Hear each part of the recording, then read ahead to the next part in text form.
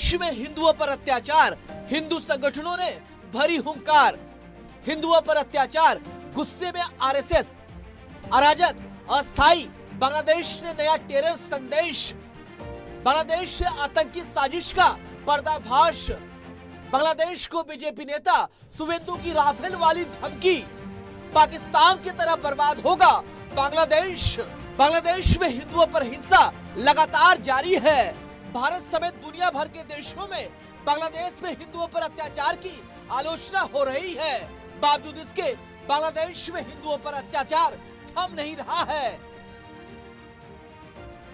बांग्लादेश में हिंदुओं पर हिंसा को लेकर आरएसएस भी गुस्से में है। आरएसएस के नेता सुनील अंबेकर ने बांग्लादेश में अल्पसंख्यक हिंदुओं के खिलाफ हो रहे अत्याचारों पर गहरी चिंता जताई। उन्होंने भारत सरकार से हिंदुओं पर अत्याचारों को रोकने के लिए ठोस कदम उठाने की मांग की और कहा कि इस संबंध में अन्य देशों से भी बातचीत की जानी चाहिए।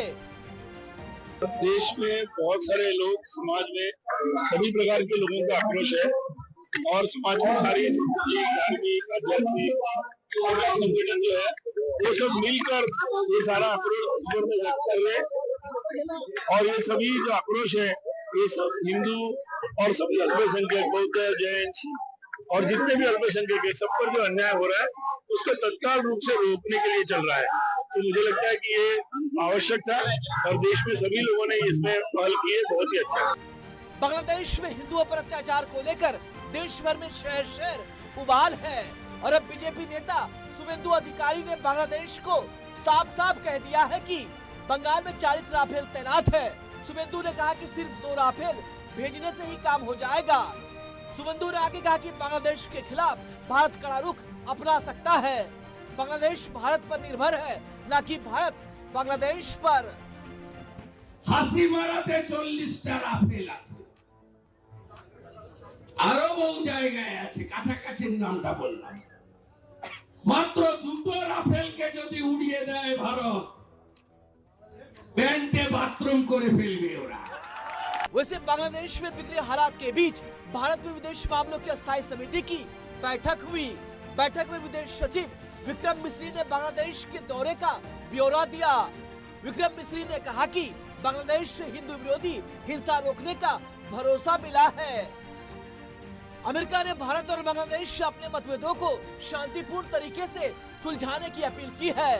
विदेश मंत्रालय के प्रवक्ता मैथ्यू मिलर ने दोनों देशों को आपसी बातचीत के जरिए हर मुद्दे का समाधान करने का आह्वान किया है। भारत बांग्लादेश तनाव के बीच एक अच्छी खबर भी आई है। दरअसल भारत और बांग्लादेश के बीच चलने वाली इंटरनेशनल रेल सेवा मिताली एक्सप्रेस 5 महीने बाद ढाका से जलपाईगुड़ी लौटी।